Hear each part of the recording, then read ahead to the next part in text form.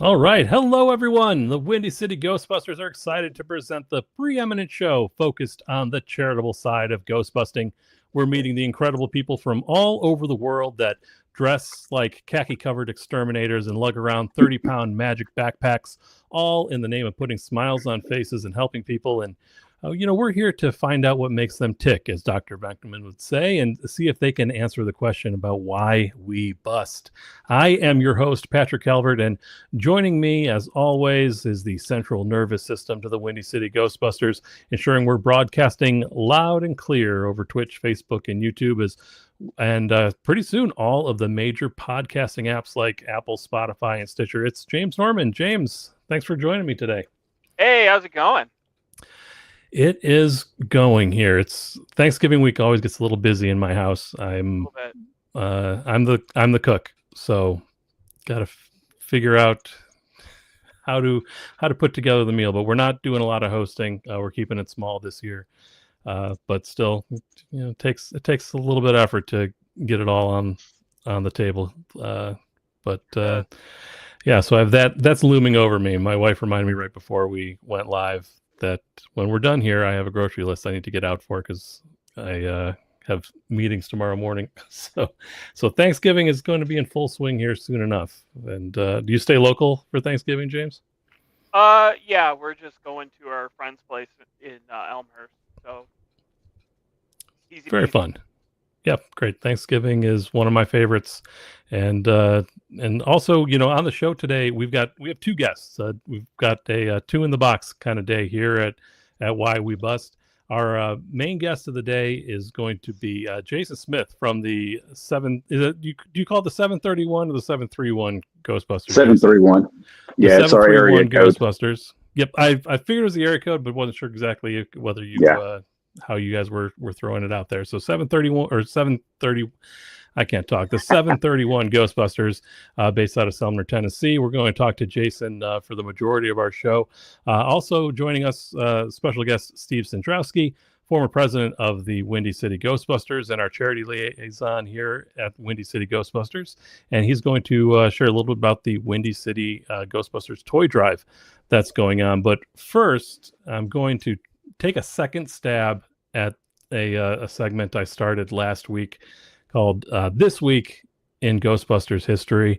And I went through, and not as much happened this week as last week, but still a few things. One, we forgot, James, it was Harold Ramis's birthday at the end of last week. So I wanted to make sure we did bring that up. He was born November 21st, and that also makes him the oldest of the original Ghostbusters. I think everyone always talks about, and Steve and Jason, feel free to, you're always welcome to chime in. You don't have to stay quiet when I'm doing this either. But we always talk about how great Ernie Hudson looks for his age.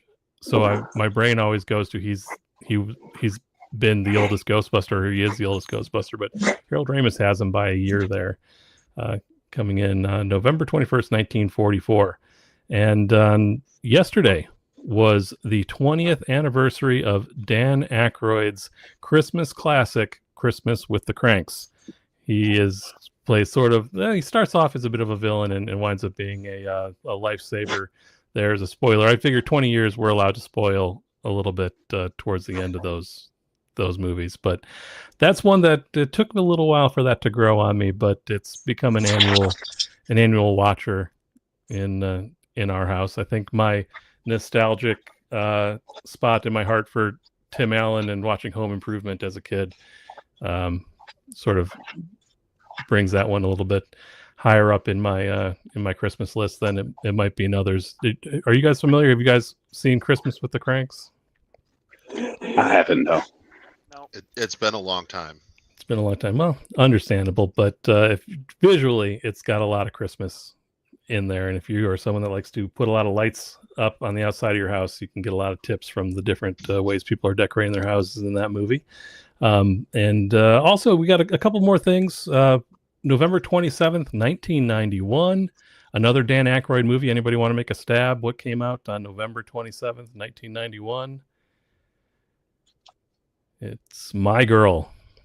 with Dan Aykroyd, and that's one that I've never seen because I knew it was supposed to have a real sad ending, and so I've never been in the mood to be sad enough to watch it. But my wife loves it. So, have you guys seen My Girl? That I've seen, and My Girl too.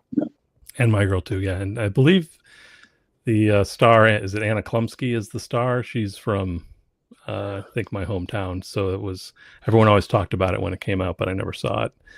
And then last thing on this week in Ghostbusters history, because I looked, man, I went back and all the way to 1984 looking for any headlines and newspapers, and just not a lot going on this week. But on November 27th, 2008, Atari announced that they were joining forces with Terminal Reality to bring the long-awaited Ghostbusters, the video game, to fruition. That kind of had lingered there with Terminal Reality trying to get somebody to put in some financial backing there, and Atari stepped to the plate, and that remains the only video game post Nintendo 64 that I've ever purchased. And I loved it. I played it. I beat it in about a week, and then when my roommate and I didn't live together, I no longer had an Xbox, so I haven't played it since probably about 2009. But did you guys grab that when it came out?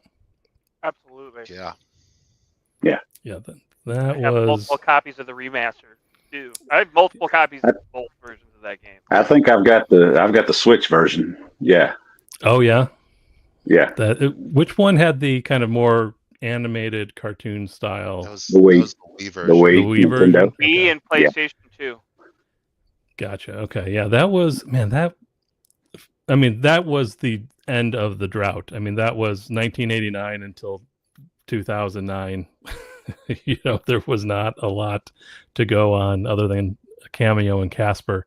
But I remember really trying to get my roommates at the time, I think I was living with 4 other people, to understand the weight of having all 4 original Ghostbusters and everybody back in the voice cast there. And I think didn't get anybody else to really get too excited.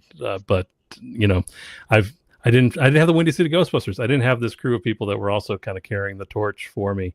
But I loved that game. I had a lot of fun with that game, and it's still influential. Tons of folks in our group have some modifications based off of that game.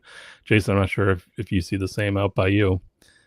But no, not from the. Well, we have not as full as most. You'll take bits and pieces. Like some, I've seen the life meter, I guess, or the overheat meter.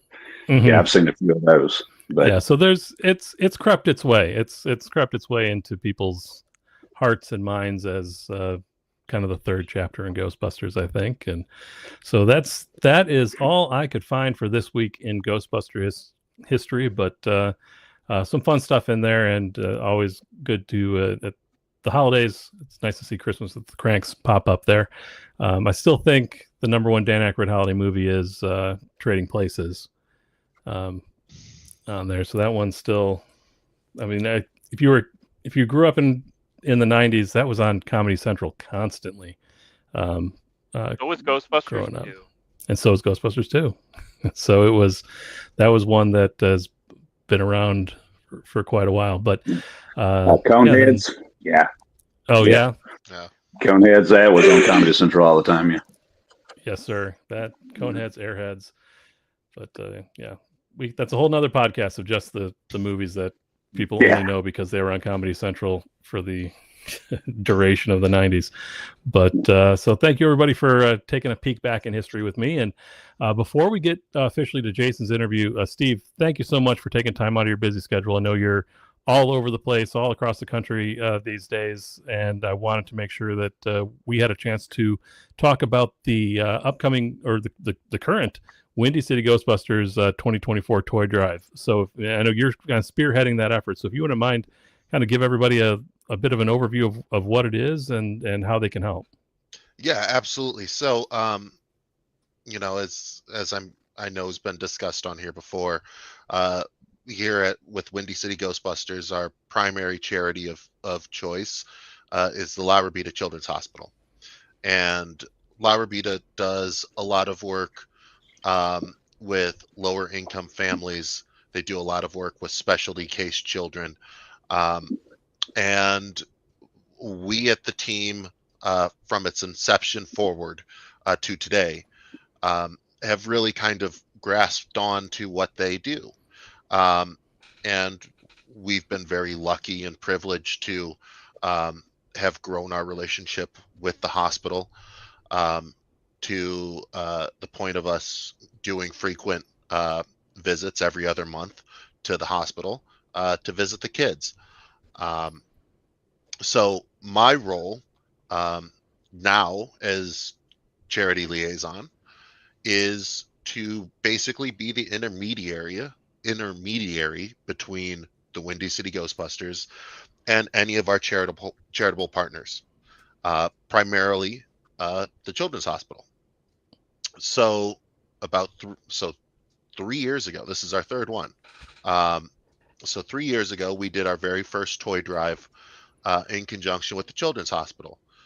We found out that every Christmas season they look for toys and gifts to be donated to their patients and their families.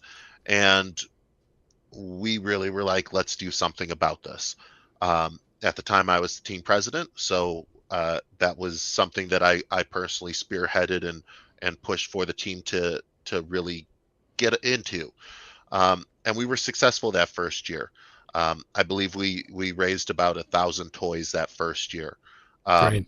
which is phenomenal. Last year, we continued to grow what we did, and we were able to donate 1,300 toys, plus a very sizable check to the hospital as well. This year, my goal is to fully surpass that on all metrics, and I believe we will be able to do it.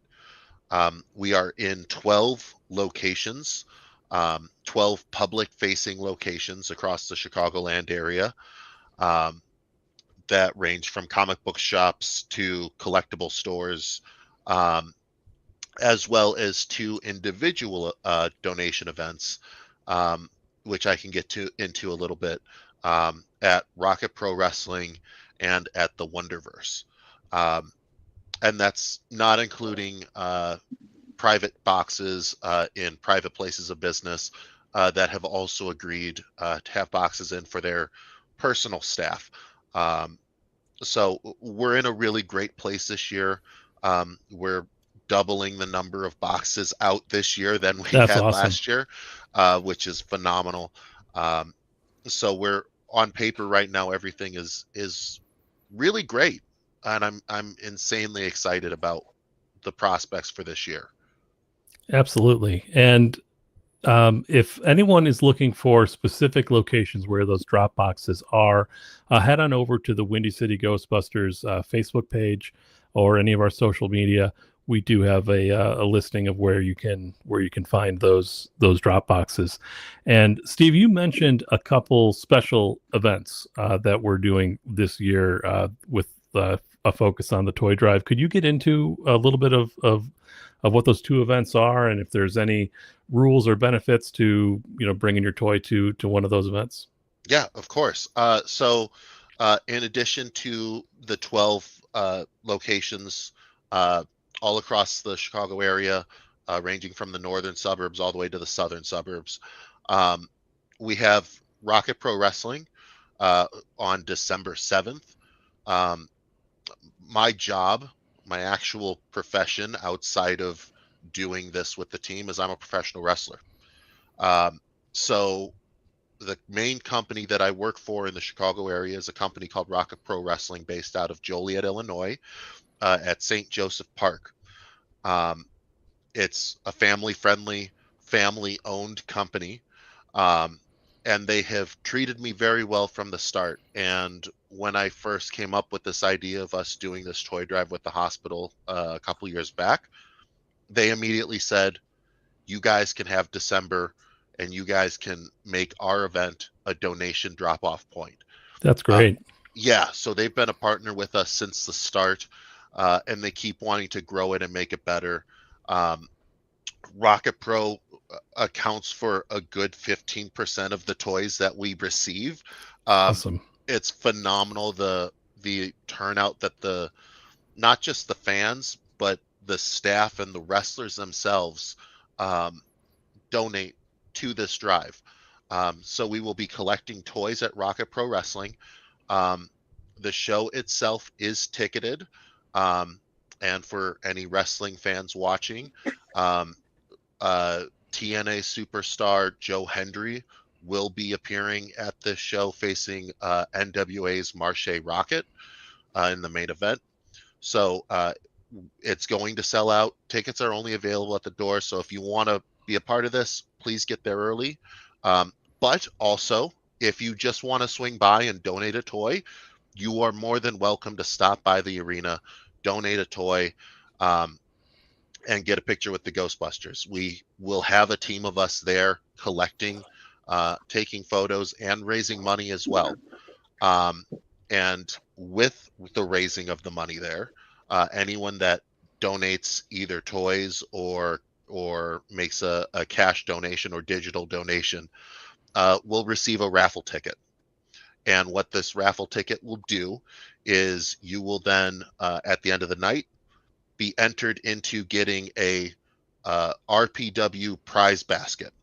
And in that basket, it will have, I've talked with some of the wrestlers on the card. What you're going to have is, obviously, I'm donating a couple of my Steve Michaels shirts, stickers, buttons, and a signed 8x10. You'll also have professionally printed and signed photos from past RPW events that have been donated by our show's photographer, and is getting them signed by our talent.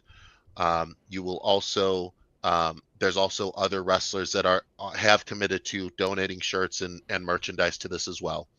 But the big thing is, as the RPW heavyweight champion, the winner of this raffle, will also get a post-show photo with me, professionally done by our staff photographer, on the ramp of Rocket Pro Wrestling. Oh, that's awesome. Yeah. So there's a lot of incentive to bring toys and to donate there. Yeah. So that's December 7th. Doors there are 4 p.m. So if you're in the Joliet area, if you're in the southwest suburbs, please come out to that. And you can't ask for a way to bring more eyes to our event at the moment in the wrestling world than Joe Hendry showing up there. So it will be a packed house, and that's got to be exciting for you, just knowing you're going into a show that's going to, whatever their normal crowd is, you're probably going to get an uptick of, an extra 25% probably, just from that name alone. That's exciting to always go out in front of a charged, sold out crowd like that, I'm sure. It's exciting. I know the arena is they're looking at ways to reconfigure seating to try and that ramp might get a little shorter. Yeah, they're definitely looking at. They understand that this is going to be a sellout, a bigger sellout than usual. So I'm looking forward to that. Everyone's looking forward to that. Most importantly, I'm really looking forward to what we can do for the hospital and for La Rabida with the Windy City Ghostbusters. Absolutely. That's a huge win for the team. And thank you, Steve, for all you've done to make that connection with the folks over at Rocket Pro, and donating your time and talent to help kind of sweeten the pot there as well. That's a big deal. And if you again need information on that show, you can go to Rocket Pro's website. Do you have the website off the top of your head? I don't. You can look Facebook up Rocket Pro Wrestling on Facebook and find everything you need about that event. Perfect. And then we do have one more event as well, which will be at the Wonderverse, the Sony Wonderverse in Oak Brook, on December 15th, from 10 to 1 p.m. This one is they're doing a breakfast with the Ghostbusters, which is a hard ticketed event. And at that event, we will also be having Santa Claus appearing. And Santa Claus luckily is a fan of the Ghostbusters. Oh, great. So Santa will be there taking photos for us, and taking photos with the children. It will be a $10 donation, if I'm remembering that correctly. Jim, you can correct me if I'm off on numbers here. I think so. I honestly don't know. That was what Okay. I heard last. Yeah, So, that was. I'm not directly coordinating that event. That's a Bob Anderson coordination. But from what he has told me, it will be a $10 donation to get your photo taken with Santa. And all of that money will also go directly to La Rabida Children's Hospital, as well as it being a donation drop-off point for toys as well. So if you want to bring a toy as well, we'll also be collecting there. And December 15th will be our last day of collection. So that's really a nice way to end our donation season for the hospital. Bob says it's $10 or a new wrapped toy. Okay, perfect. Unwrapped Great. toy, I think, is what he means. Yeah, so that's perfect. So if you make a $10 donation, or if you bring a toy to this drive drop off, you'll get your photo with Santa. And not only are you making your kids happy, you're making some kids who are not in as good of a boat have a good time as well, and have a good Christmas as well. And that's what this holiday season's really about. Right. You know, I know our whole team believes in giving back to our community. That's really why we do this, right? So being able to do something that's this impactful at the holiday season, there's nothing greater. When we roll up to the hospital with a truck full of toys, with an ecto overflowing with bags of toys, and they're, the staff's eyes just light up because they're like, oh my gosh, we're able to now, a lot of people don't know this, and I just want to explain this to everyone listening, so they understand kind of how this works. So the hospital doesn't necessarily give everything out just at Christmas time. They receive so many toys from us that they don't have enough families to give everything at once, which is an amazing problem to have. So what they do is throughout the year, they will give out toys. If a child has a rough visit, they'll be like, hey, you were so good through this. Let's go to the box and you can pick something out.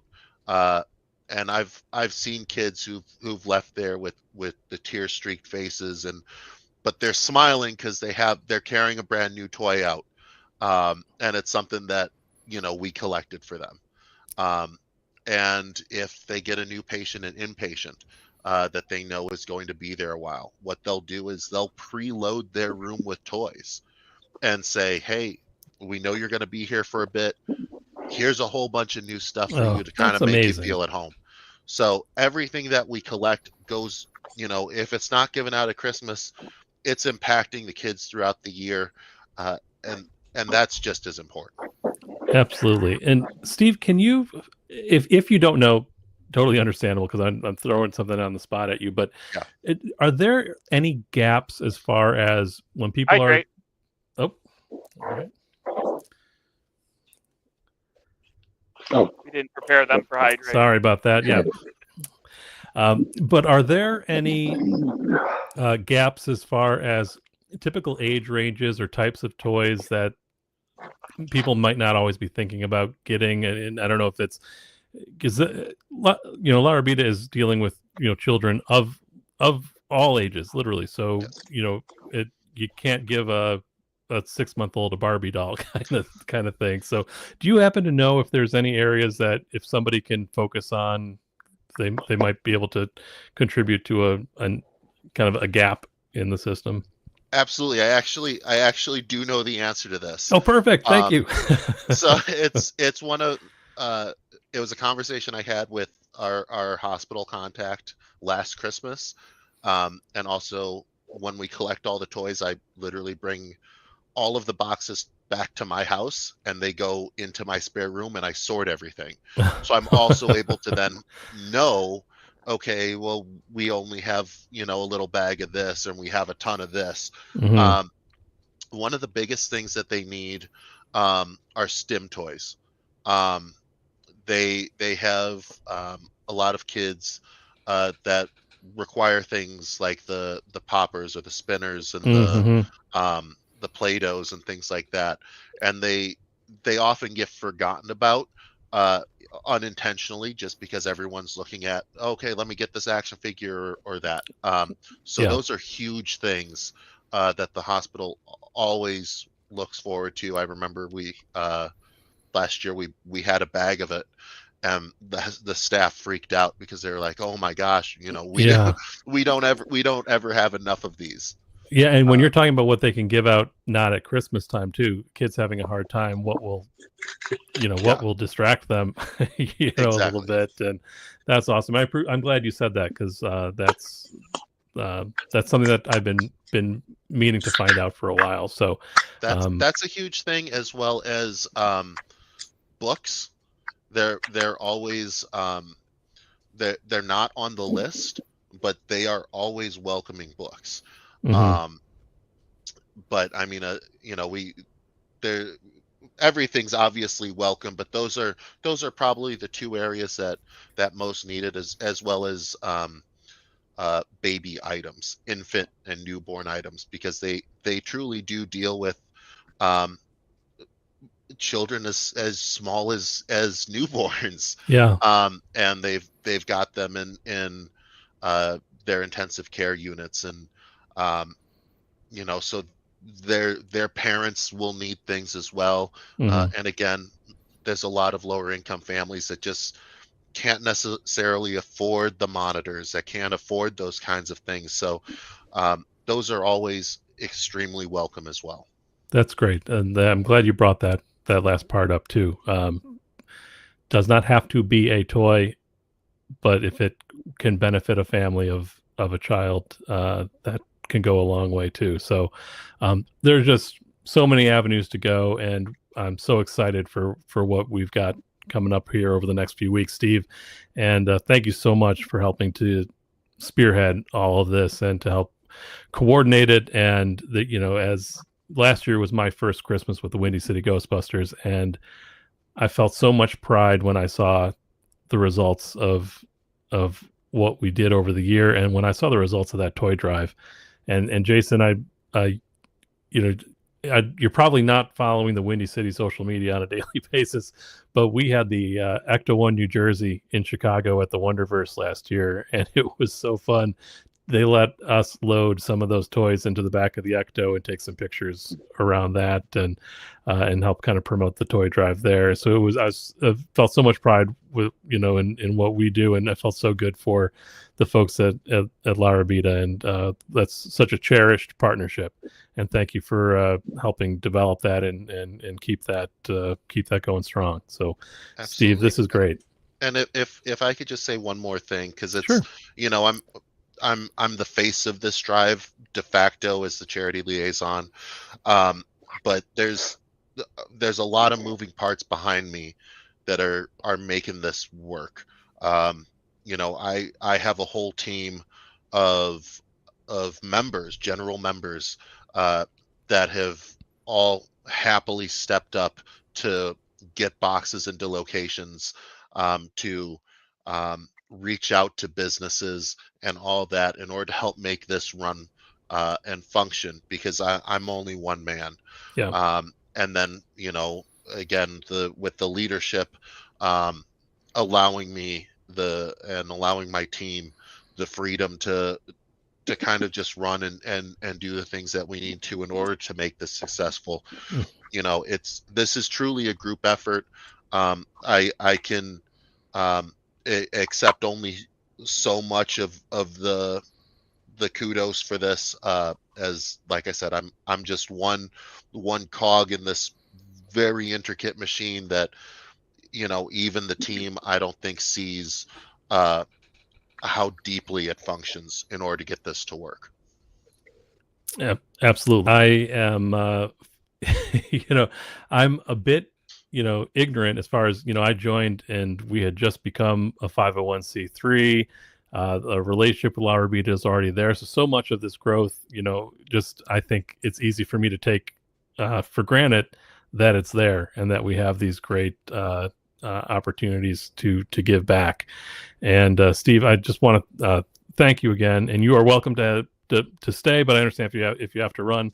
But you are welcome to come back, give us updates a little closer to the event if you'd like, or if there's anything you want to make sure that we're sharing, let us know, and we'll make sure we get it out here on the Why We Bus show. Thank you so much. I appreciate you having me on. I don't want to take any more time from Jason. I appreciate. I've got all mine. I appreciate him coming on and talking on this show as well to talk about everything that they're doing, and all the great work that they're doing with their team. So I'm gonna bow out and let the floor go straight to you. But thank you again for having me on. It was a true privilege. Absolutely, Steve. Thank you so much, and have a great Thanksgiving. Thanks, you too. All right, take care. And All right. so that's awesome. There's so many reasons to get excited this time of year, and this is being a part of a team that is putting that together. I feel a lot of pride. So I'm thankful to Steve for joining us, and I'm excited to see where things go here at the end of the year. And Jason, what we're talking about here and some of these relationships that we're building, I'd like to hear about, you all with your team at 731, as I know you're working really hard to keep building, because you're a relatively new team. Windy City Ghostbusters has about 10 years advantage on you guys. So what I know of Selmer is that it's somewhere between Memphis and Nashville, or at least if you're drawing a diagonal line. But you're pretty close to the Mississippi border. We're right on top of it. Tell us a little bit about your area and how you got yourself involved in all this. Well, my area is known for two things. It's Buford Pusser from Walking Tall fame. Oh yeah. Back in the 90s, The Rock or early 2000s, The Rock did a remake or something. Mm-hmm. And Mary Winkler, the woman that shot her preacher husband in the back while he was sleeping. So as far as my area, that's it. So as far as us, this is our second year, and I've got to say our first year just catapulted us. I mean, we went from like 5 events to getting pretty close to falling out 20 for the year. Great job. 15 to 20, and that's counting the last 3 parades, because we're going to go out with a parade for the year, and we'll. As far as I know, I think we're starting back in March, what we call March Madness at that time. Every weekend in March, we've got a convention to go to. And that's really our crunch time, because our charity is the Carl Perkins Prevention of Child Abuse Superhero Day. It's a free event that happens every last Saturday here in Selmer at the Civic Center. And it's free to the community. We have children get to come. They get little safety cards, which one side is safety information. The other side, it's like a baseball card for some of the cosplayers. That we have like games. They get free toys. They get free wands. They have Harry Potter workshops. They meet all their superhero friends and heroes. Autistic kids. We have quiet rooms for them. So if they need to take a break and step out of something, we have rooms dedicated directly for that. And it's all charity funded. Now we've done other charities like Levanter's Children Hospital Loves has asked us this year to come down and do a day for them. So we did that. For as small as we are, we've got a pretty big footprint for our second year. Yeah. That's that. I mean, 400% growth. That's not a bad way to usher in your second year there, and the Carl Perkins Annual Superhero Day. Is Carl Perkins from your area? Yeah. Well, see, let's see. Okay, there's that Memphis, the Delta Blues kind of thing. Yeah. Elvis Presley, Carl Perkins, Johnny Cash, all those guys that did the famous Sun Studio. He's got the actual Carl Perkins Center is in Jackson, Tennessee. That's about 30 minutes up the road from us. Okay. And then each county has its own field office. And then the Superhero Day falls underneath the McNairy County field office. Gotcha. Okay. I understand now. Okay. Perfect. Yeah. I was going to say, if Carl Perkins was from Selmer, you got to add him to your list of things you're known for out there. Well, no, we do have, about 20 minutes down the road, we've got Jerry Lee Lewis. He was part of that whole big group too. Gotcha. Yeah. So we're just kind of in the middle of everybody famous. Yeah, I guess if you're within a good distance of Sun Studios, you probably have it's a hotbed for some major names there at the we're about 3 hours. Well, 2 hours out of Memphis. Yeah. Yeah. Awesome. Well, that Superhero Day sounds fantastic. How many other groups do you happen to know? How many other groups are there? What types of other cosplay groups? You mentioned Harry Potter. How do kind of give us a feel for what you can expect walking in there on that day. So we've of course we're news, but I've come to learn it's called the cosplay family. The convention circuit around here, the people who live around here, a lot of them from Memphis and like that. All of them, of course, Memphis has its own cosplay. Groups go to the children's hospitals and things like that. Andrea and all that she's wonderful. They all get contacted because we all go to all conventions together. So it's just, hey, you mind doing this? And of course, all those people that I mentioned, they're doing it years before I come to be about.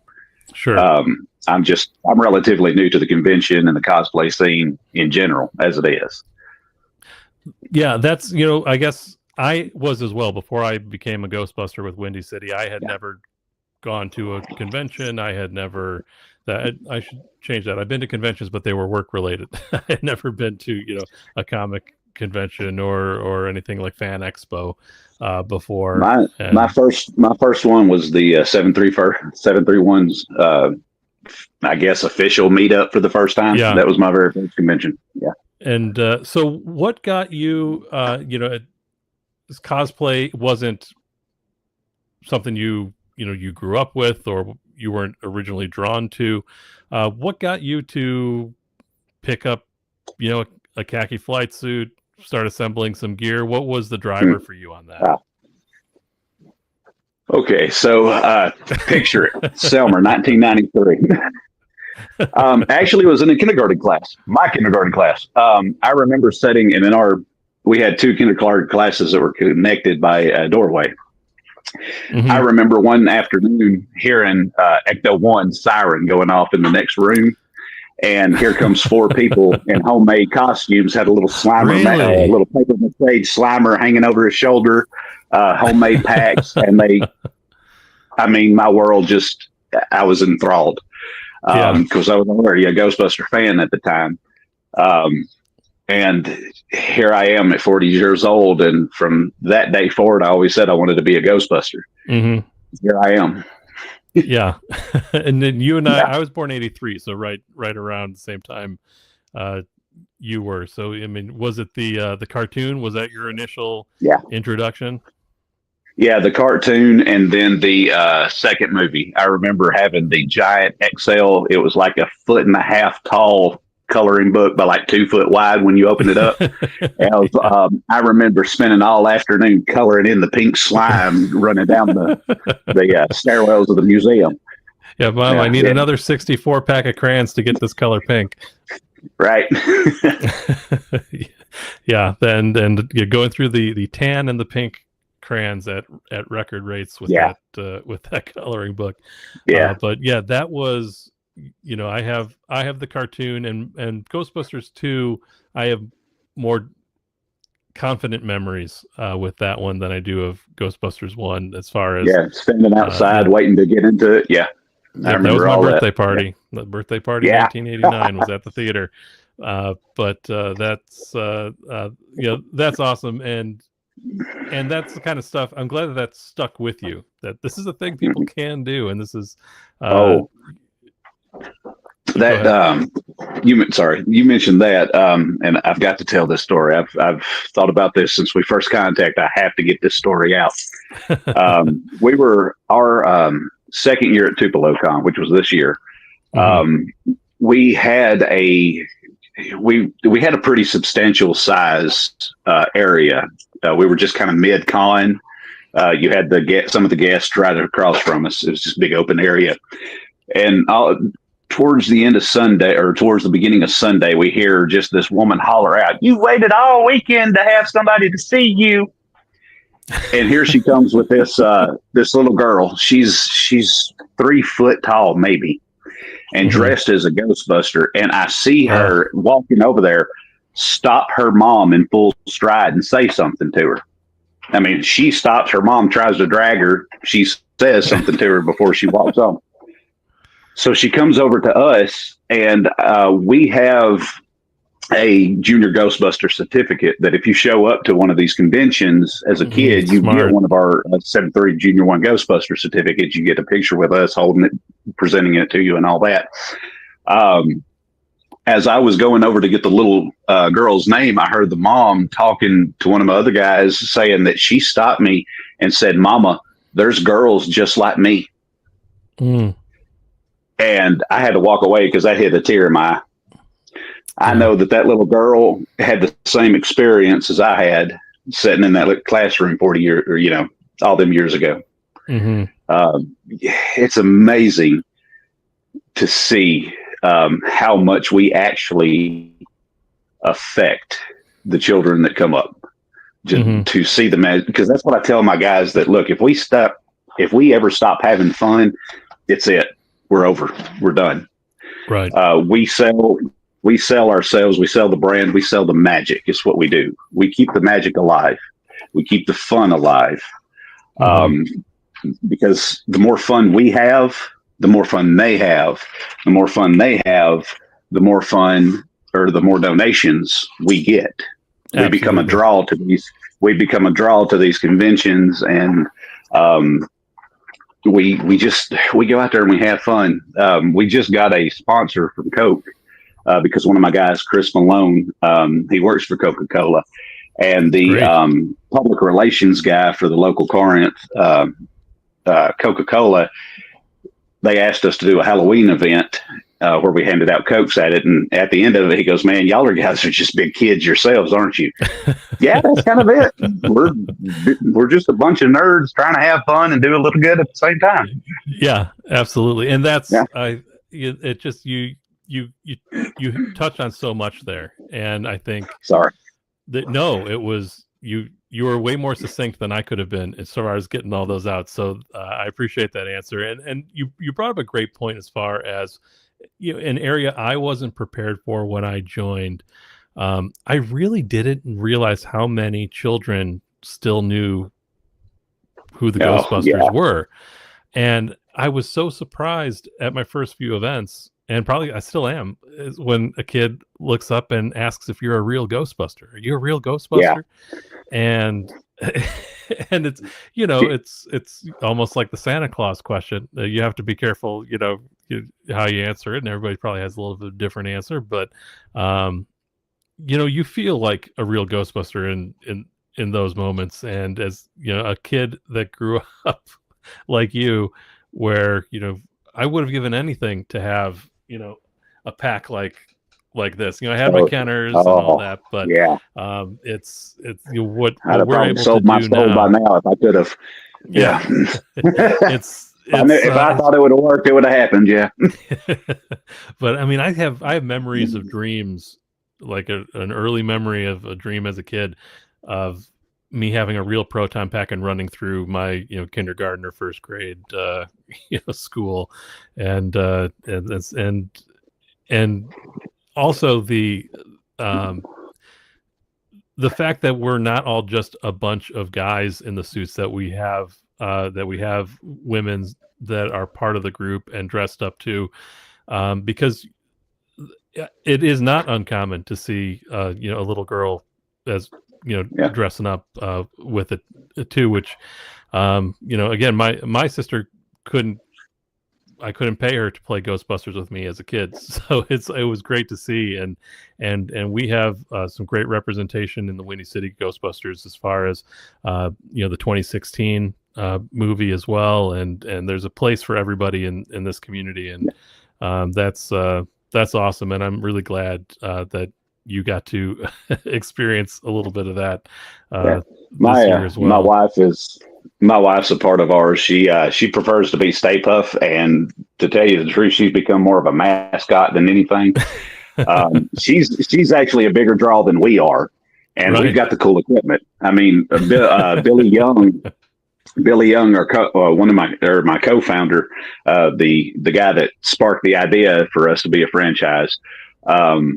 He's just built the dancing toaster that works off 2 key fobs. Wow. 4-button key fobs. I'll keep one in my pocket and he'll keep one. So we just kind of press our pockets as we're talking to the group, or as we're talking to the children or the whoever's there at our table, and he'll start dancing on them because we always have music playing. Yeah, but she'll start moving and dancing. They'll go right away from it and right to her. Yeah, so, yeah. Those are, and we have a Slimer in the group, but our biggies. We're trying to get one. Our big Stay Puft inflatables are, those bring in the traffic from all over the place. So having a Stay Puft is a great thing. So kudos to your wife for joining in on that. And talk to me a little bit about, first of all, I can't get too far into this interview with you. If anyone has not seen the picture that Jason submitted to us to advertise his appearance today, it got everybody laughing on our side. A bit of a flash dance homage. Lots of comments. Yeah. Can you tell us a little bit about that picture? And again, if you haven't seen it, Jason is in full Ghostbuster gear and doing a bit of an arch off a chair as slime is splashed all around him. So that picture is a product of us grown children being bored at a convention and having a professional photographer buddy over there. So first, I've got to say this, that Huff Photo, if you don't know Huff Photo, go see him. He's been involved with Fashion Week now. He's been in Texas doing all that. And his big starting, I call it his starting point because that's how I knew him from, was cosplay photos at conventions. Is that somebody saw that, and a lady that's, I guess, really important in the fashion world in New York said, "Hey, I like this, how he does the, lights off screen and all that." And he's went on to do that. So that's the kind of talent he is. And I mean, he's just bigger and bigger as it goes along. So anyway, Huff Photo sets up and he does the cosplay photos for the conventions. And he's a big draw, great guy. So we're sitting across from him, and we're at Haywood Con, by the way. And it was slow, I think, the second day. And I was just kind of leaned back in a folding chair and had my arms hanging back talking to my wife. And I looked at my wife and I kind of arched up, and I had the Deadpool with the bullets falling down on him in my head. And I was like, what if we do a flash dance photo, and we'll put you up like this and we'll drop slime on you. I was like, wait a minute, let me go talk to Brian. So Brian Huff comes over here, and he's like, "Oh, that's a great idea, but not you. And there it is. So that was a cold day because they wanted to.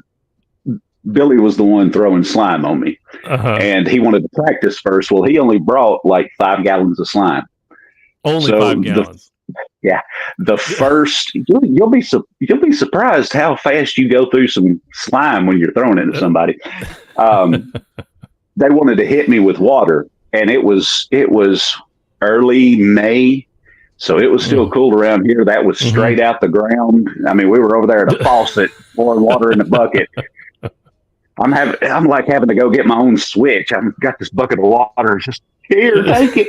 It's 45-degree water. That was the brainchild of some pretty bored geeks. That's what that was. Yeah.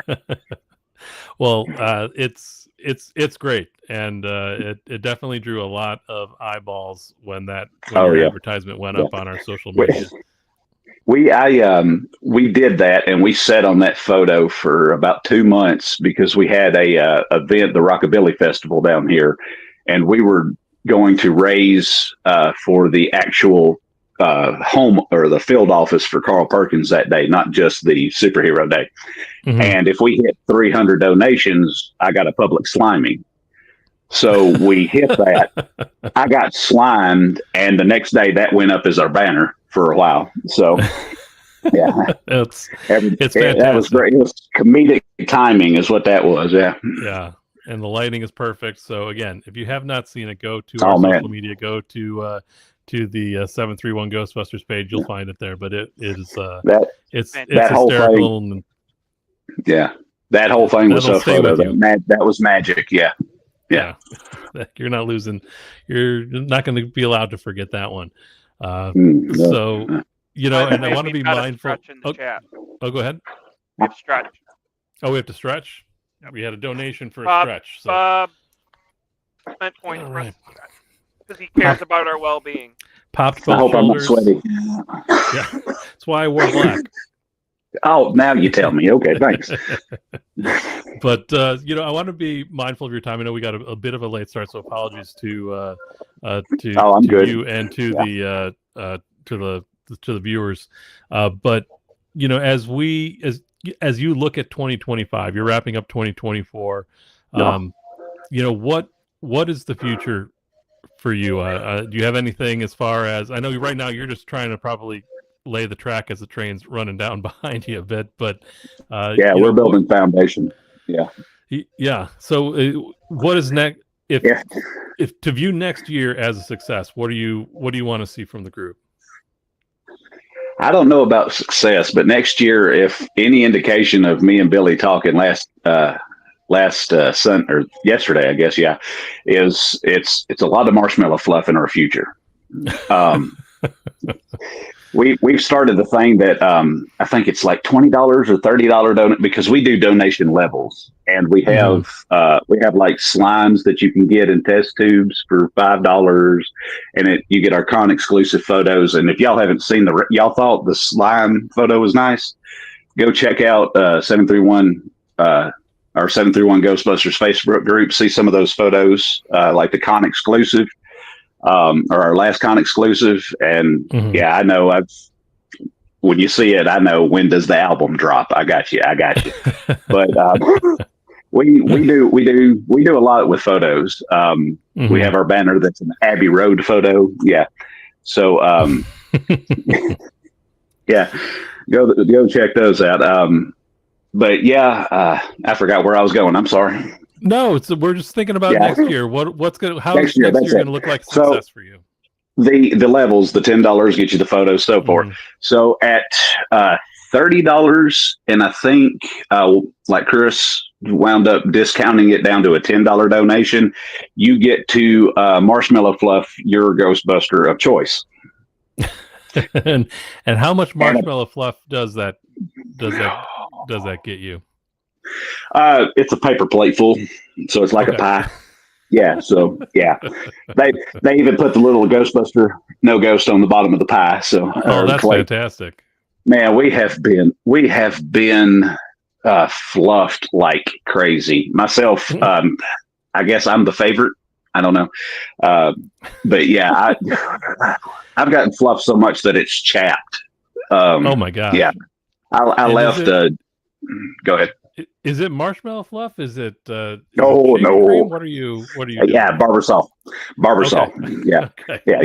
Can you imagine having that sugar on your face all day? No, I can't. And then I'm thinking of you driving home, and Yeah, with that. So Well, it's fun because you get to do the little hello kind of. oh You yeah, know. the Mrs. So Doubtfire there. But, it's a double gag for them. Yeah. and how do the suits hold up to the shaving cream and all the extra washings that you got to do with that? No issues there. No. We wipe it off with. We've got a bunch of towels with us, so we try to get it off of us pretty quickly. Yeah. Gotcha. Yeah. And I asked just as there are people watching or listening as and I know I am often wondering, will I get this stain out of my Ghostbusters, jumpsuit or not? Yeah. Well, I mean, really, does it matter? Really? I mean, because it just makes it look. It shouldn't. Yeah, you're on the job. Yeah. I think no one except me is thinking about how much I spent on the jumpsuit and not wanting to. I'm too big for a jumpsuit, so mine's are overalls. I'm good on price. There you go. Yeah. No, I am just wanting to make sure that if I ever feel so bold that everything is washable on that. But that's a great idea, and I know we've tossed around in our group the idea of things like dunk tanks and all that. But the logistics of bringing a dunk tank to the to events, it gets a bit hairy. Well, actually, I did see on Amazon they've got a backyard kind of dunk tank. It's not a dunk tank, but it's a small seat with a bucket above it, and you throw it with a little paddle that tips the bucket, made from PVC. So that I did look at that a time or two for that live sliming, but we went with 2 buckets, a ladder, and a kiddie pool. That's what we went. Yeah. Yeah. I'll let somebody else be the pioneer on that front, and I'll ride the coattails there. But Jason, we did have somebody in the chat. They want to know, Ghostbusters, what's your favorite? We've got so many to pick from, 5 different Ghostbusters movies to pick from right now. Do you have a favorite? Oh no, I'm a Ghostbuster fan, man. It doesn't matter. Extreme, real, female, Frozen, Afterlife. No, I'm a Ghostbuster fan. The if comics. It's got a Moogly, you're okay with it. Yeah. As long as it, as long as it is the Ghostbusters. Yeah. Like the original British Ghostbusters, not so much. But as long as it's our core guys, our core of what we know as Ghostbusters, sure. So no Tracy Gorilla for you. It has its moments. I mean, perfect. Well, Transformers, man, I hope that answered your question. I know mine. I answered a few weeks ago. I'm always bouncing around my favorite, but at the moment, I spend more time if I need something on in the background just to kind of settle my nerves. I'm throwing on 2 more often than not to kind of have. I work from home, so I get to throw something on the TV in the background, which is nice. But for background noise, it's the real Ghostbusters. You can catch every one of them on YouTube for free. So, oh, that's right. Yeah, YouTube does have a bunch on there. James, where are you at on that these days? Do you have a? My favorite is Ghostbusters 2, but for background noise, I would just go real Ghostbusters, throw it on Black, let it run. Absolutely. Now, I do have to say, I am currently introducing my wife to the Extreme Ghostbusters series. She's really enjoying that one. And where you find, is that on YouTube, or did you have to buy the YouTube? Yeah, the YouTube. Okay, I've got to dig into that a little bit more. It's on some service, but I can't remember what it is now. Tubi, I think. Oh, it might be Tubi. They've got everything over there now. Yeah, I did see it on one of those services. Yeah, I'll have to look because I need to dig back into that at some point because I didn't catch the full run. But so Transformers, man, thank you for the question. Hope we answered that for you there. And Jason, if as far as you yourself, we talked about the team and what you're going to see as for success. What do you want to see out of yourself as you grow for the future with the 731 Ghostbusters? You intend to stay kind of in the leadership role? Do you want to, grow a replacement so you can start to breathe a little bit again? Oh no, no. We're new, so I'm foot on the pedal. As far as the leadership role, we kind of have. I asked the guys what they want to do. I don't know. They introduced me as the leader, and I'm like, no, I'm just the mouthpiece. That's all I am. So I wanted to start the group and be like, look, guys, you do have a say. You do matter. It's your opinion too. It's your group. You're doing this work with me. So I don't know. I just have a problem with being called the leader of the group, I guess. Sure. The de facto. Mostly. Well, yeah, mostly because I've got a big ego and I don't want it to get any bigger. So, but no, I see foot on the pedal. I don't have any plans to replace or make a replacement. Now down the line, when you get to, like you said, 10 years on us, we'll talk again about that. But right now, no, I'm living the dream right now. Perfect. And that's what we love to hear. It's great to see new groups popping up, new groups growing and doing so well. It's a great time to be a Ghostbusters fan, and an even better time to be a Ghostbuster. Something I never thought would be a possibility, growing up. Right. So, Jason, I want to give you some time here, and we're going to have to run in a few minutes, but kind of plug, you've got a couple, 2 or 3 parades here to end the year. Can you tell us, where people can find you and kind of help bring some attention to the cause? Okay. Yeah. Our major, where you can find us, is 731 Ghostbusters Facebook group. It's the one that actually has the 731. It's not spelled out. That one is for me to interact with other groups. But that's where you can really keep, track of what we're doing and what's going on with us. We've got a great TikTok page. You'll see a lot of our videos, commercials, that kind of stuff. And my wife puts that together, and it's just freaking awesome. We're just started a Instagram page, I think, a couple of weeks ago. So we're still building that. But yeah, we've got 3 parades coming up. We've got the Selmer Parade on December 1st, the Savannah Parade on December 2nd, and the Corinth, Mississippi Parade on December 7th. After that, like I said, I think we're off until about March, and that's when we hit March Madness. Now, that's not to say if another convention comes up or another opportunity for an event comes up that we won't go do it. But again, right now we're building everything. That's what the calendar's looking like at the moment. Anything. Yeah. Sure, absolutely. And March Madness hits with, I think, March Madness, I think, starts back with Haywood Con. Am I right? Yeah, Haywood Con. And then it just cascades to there up until the our charity event. Yeah. Perfect. Well, that's our core charity event. Yeah. What a great time to be a part of the 731 Ghostbusters. And if anyone is interested in joining up, reach out to Jason on Facebook, reach out to the 731 Ghostbusters Facebook page, and you'll have some chances to meet face to face at these parades here. So hope your boots are comfy, Jason, and you got a lot of walking in your future. There's just some old flat military boots. That's all they are.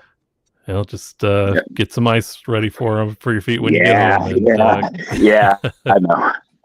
Good. Once I get home, it's Miller time. Yeah. Oh, I know. Yeah, I have to wrap my feet like I'm running a marathon with my boots. But that last podcast or the last week you were talking about it, and you said it's a lot different than standing for 9 hours, and I'm like, oh no, please God, no. Yeah. Well, it's a different ball game, but I'm excited for you all, and I want to thank you for coming on the show today. And just a quick reminder, Windy City Ghostbusters, we have a few events here at the end of the year. We've got our Thanksgiving Day Parade with the City of Chicago. That's on the 28th. The St. Charles Electric Christmas Parade is November 30th. The Blue Island Christmas Parade is December 7th. And we have our toy drive with Rocket Pro Wrestling as well on December 7th.